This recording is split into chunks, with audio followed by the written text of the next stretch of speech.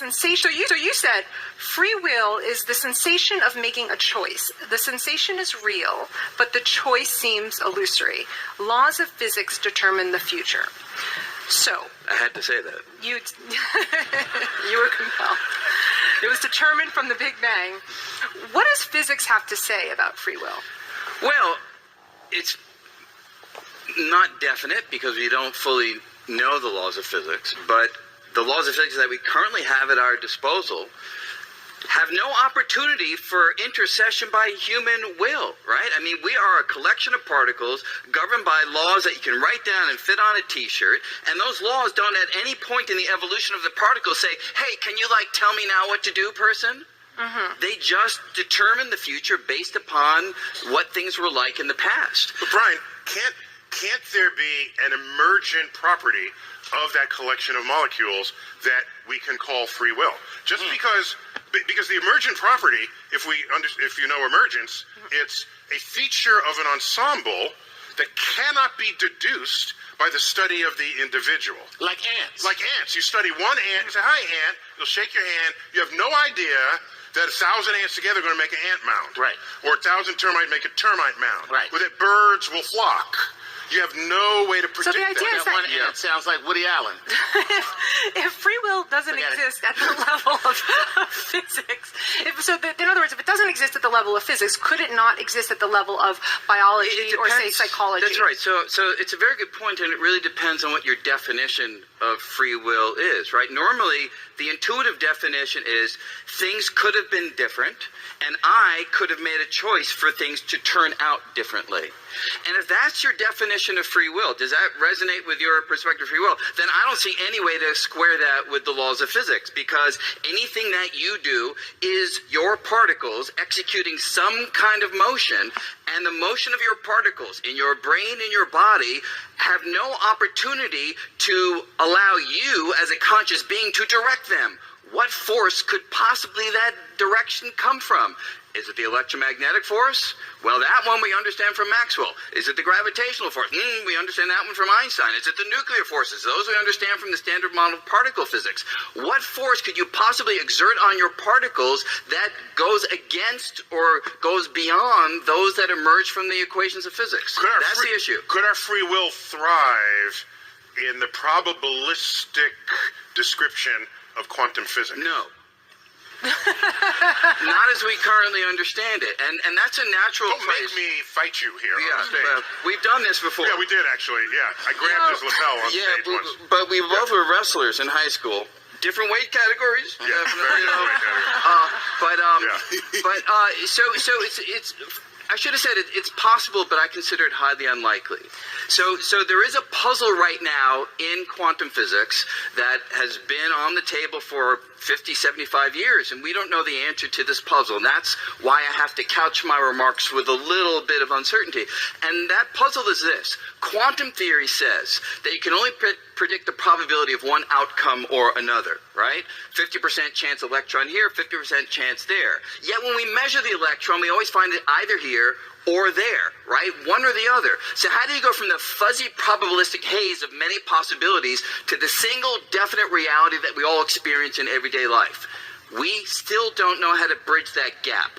So within that, if consciousness somehow plays a role in picking out one outcome from the probabilistic haze, then sure, then free will might come for the ride as well. There you go. You just said probabilistically the particle can be here or there. Yes. But if you measure it, it is only in one place. Yes. So my act of thought is I want a cheeseburger. That's the particle in this state. And I'm going to say, I want a cheeseburger. Bam! The particle's there. Wait, that's the part I don't buy right there. You see, because... Why are you poking your... Because it's random. There's nothing that you did to pick one outcome because you wanted it, because you willed it, because it was your desire. And yet your intuition is you had the cheeseburger because you chose it. If it comes from a random process, it's like throwing the dice. And throwing the dice to get an outcome is not what we mean by free will. Okay, wait. You physicists.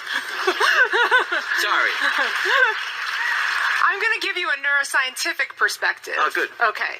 So, from a neuroscientific perspective, first of all, what's happening at the quantum level doesn't really scale up to whether a neuron fires or not, right? I mean, that indeterminacy. But from experiments that we've done, starting in the 80s, Benjamin Libet did studies where he said to somebody, whenever you feel like it, just press this button. And he measured brain activation. And he said, even before they actually press the button, because that takes time to make the movement, just let me know where this little dot is on the clock when you feel the first inkling of the intention of wanting to move. And then what he found is about 350 milliseconds before a person even had that conscious intention, there was a gearing up of brain activation, right? So then, leap forward to current times, we do neuroimaging experiments where we can say to a person, Just so people know, Yeah. you measure people's brains for a living. that's my job. That's what I do, yes. Okay. I would be no help to you.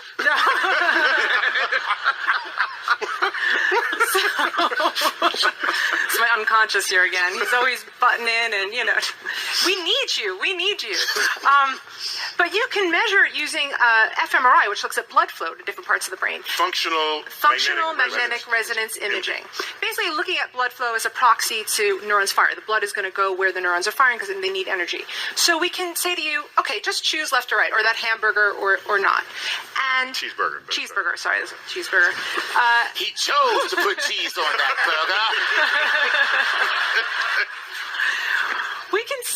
We can predict up to 10 seconds before you even have the conscious inclination of your intention which you're going to go, left or right, or cheese or no cheese, right? So at that level, I like to say, yeah, sure, we have free will, but we're just not conscious of it, right? The brain is making these decisions all the time, and we have this illusion of free will. But the question really is why do we have this illusion? Why did we evolve this illusion? Is it important? If we didn't have it, would it change our behavior? Yeah, I mean, it strikes me that it gives us that sense of control that presumably out in the savannah, 50,000 years ago, 100,000 years ago, made the difference between surviving and not. If you're invested in how things turn out and feel that your decisions can affect how things turn out, you're more attentive, you're more engaged. It's something that matters to you more, and presumably something like that or some parallel story like that suggests why we have this illusion. So you're less likely to be eaten. Yes, that's the point. That's the point. Well, so you both agree with one another, with each other, that from physics point of view, it's deterministic. You didn't use that word, but I put it in your mouth. It's okay. Okay. Yeah. I mean, it's okay on the radio and live show, but But, so Heather, so your results are consistent with his, basically. Yeah. I think from both a physics perspective and a neuroscience perspective, we come to the similar conclusion that it's an illusion, that free will is an illusion, even though we really feel like it's not. And actually studies have been done, which when you tell people that free will is an illusion and you start giving them subsequent tests, they're more likely to cheat on a math test. They're more likely to act unethically. So the fact that we have this belief, those who have had it actually are better able to survive in the system along the line. We're more likely to behave. We're more likely to behave. We're in control. However, we also have evolved for there to be cheaters, right? And they can win. And so if we're all cheaters, no one would win. But if we all... I just asked Tom Brady.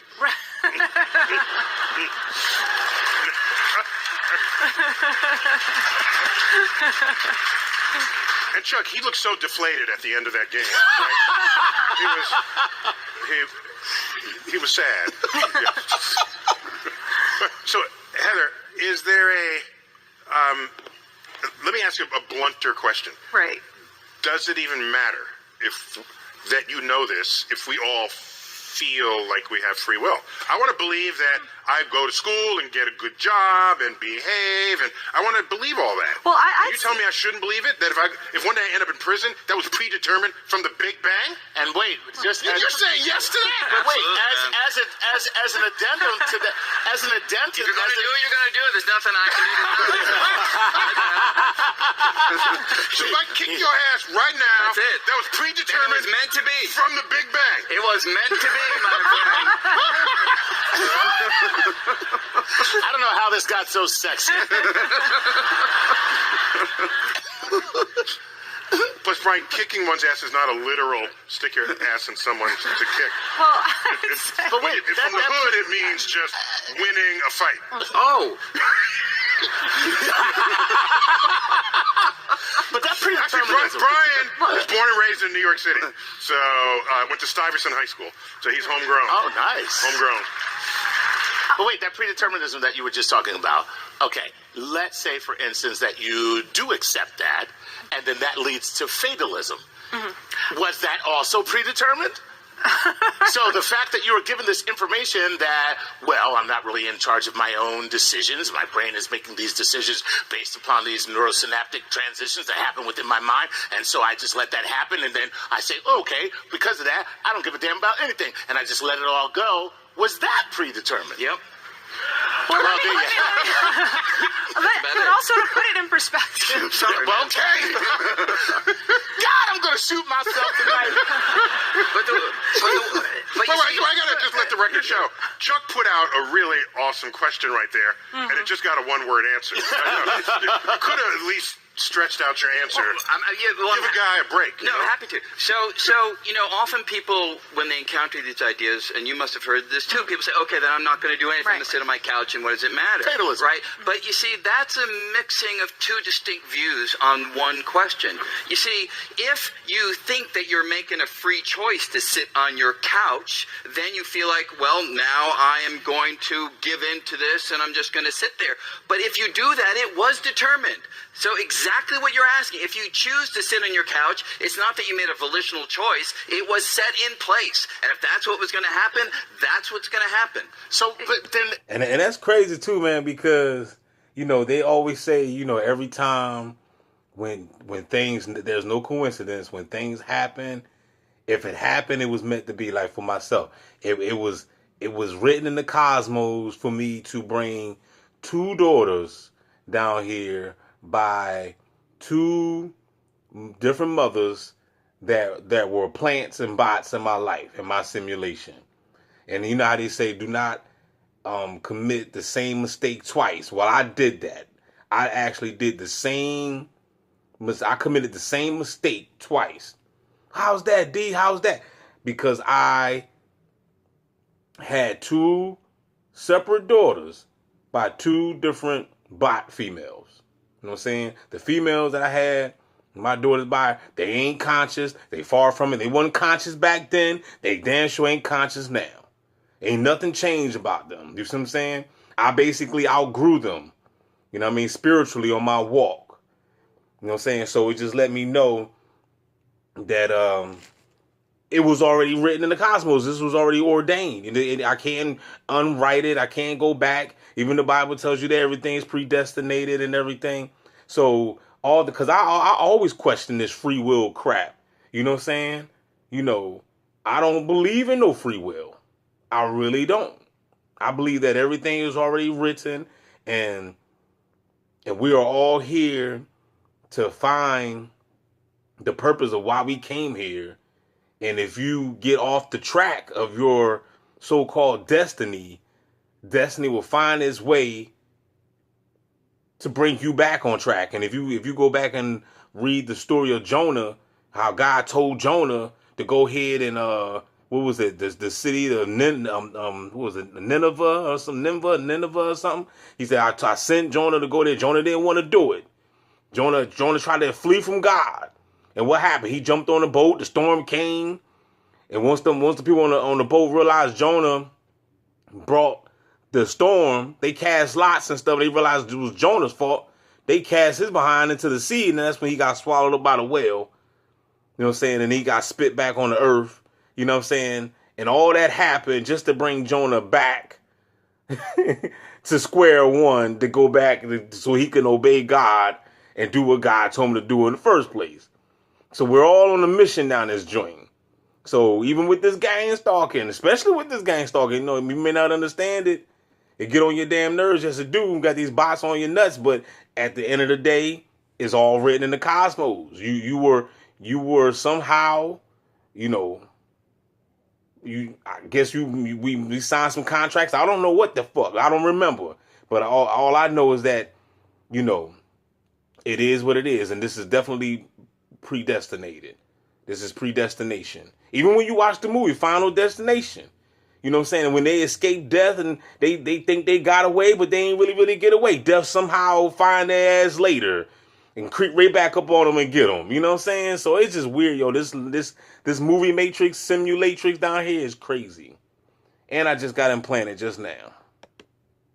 By that particular Can I get a no there? measure, all information that we receive then predetermines everything that we do. That's really what you're saying. Yes, absolutely. And moreover, but to just give this a little bit more color, I think your view, Heather's view, and Baba's. Don't mansplain her view. Okay, I won't. But what I heard Baba say. Now let me tell you something, Ryan. Let me tell you something. I'm predetermined to say that.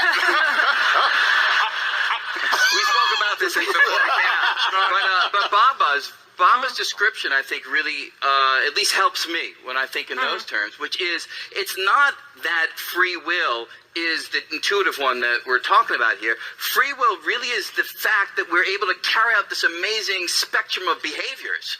We can walk, we can talk, we can sing, we can come up with ideas. The fact that they had an earlier cause, maybe even back at the Big Bang, to me doesn't take anything away from creativity. It doesn't take anything away from originality. It doesn't take anything away from having a sense of authorship over your own actions, because you're the most immediate cause of those actions. They emerge through you, through your particles. Your particles in your brain are configured in such a way that when certain stimuli hit your body, you said and do certain things. Fact that it's determined, who cares? So there's different views of free will. Okay, there's not just determinism and non-determinism. There's compatibilism, which is what that is. Yeah.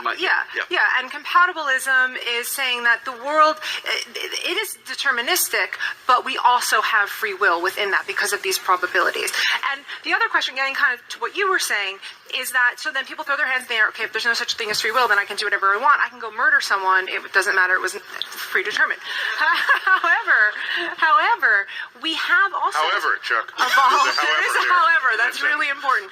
We have evolved the capacity to have self-control as other animals. But in particular, we have the largest percentage of prefrontal cortex than any other species, which is the part of the brain that has that ability to control our innate impulses. So we hold people accountable for their actions to the degree to which they have the capacity to have self-control. Therefore, children are less responsible for their crimes than adults or people who have prefrontal lesions or severe psychiatric illness. So because children don't have a fully developed prefrontal cortex yet. Until about the age of 25. And for guys, it's 35. Yeah, it's a little bit. Should add a little bit more. Tell me what y'all think, man. Comment down below. Tell me what you think. Free will or no free will? All this is predestinated. Everything's already written in the cosmos. Everything's already pre-planned. When you die, you're going to die on the day you're supposed to. Ain't nobody dying. Oh, man. People hear people say this. Oh, man, they left. Man, they punched the wrong clock. You know what I'm saying? His time was cut short. Even when babies die in a house fire or a car crash. You know what I'm saying? You see it all the time. You know what I'm saying? You know what I'm saying? Some people come down here for a short time. Some people come down here for a long time. Some people come down here just, whatever, middle age, whatever. But at the end of the day, the real deal is that nobody dies anyway. The body dies, not the energy. You know what I'm saying? So even if you do come down here and live just to be 3 years old and then die, that energy is gonna just reincarnate and come on back. If the mission ain't complete. You see what I'm saying? If the mission ain't complete, if it still have work to do, or karma to pay, or whatever the case may be. You know what I'm saying? This is all basically speculation. I'm just putting pieces of the puzzle. Life is a puzzle. You gotta put it together. You know what I'm saying? So you put the pieces together, it might just be. Let's just say that that child that died at 3 years old, maybe that was the end of that karma. Maybe they was in another life. They died in that life. They had to reincarnate to pay just a little bit more karma debt. And then they checked out at 3 and they ain't gone. And they could evolve and go somewhere else, maybe to a better planet. It all depends on the maturity of the soul, basically. You know what I'm saying? But a lot of y'all, but a lot of y'all other folks, man, y'all gonna be stuck down this bitch because y'all just ignorant and you love it. You love being blue pilled, and you gonna just be reincarnating, come on back down this bitch and be stuck. Holla back, y'all. We out this biatch.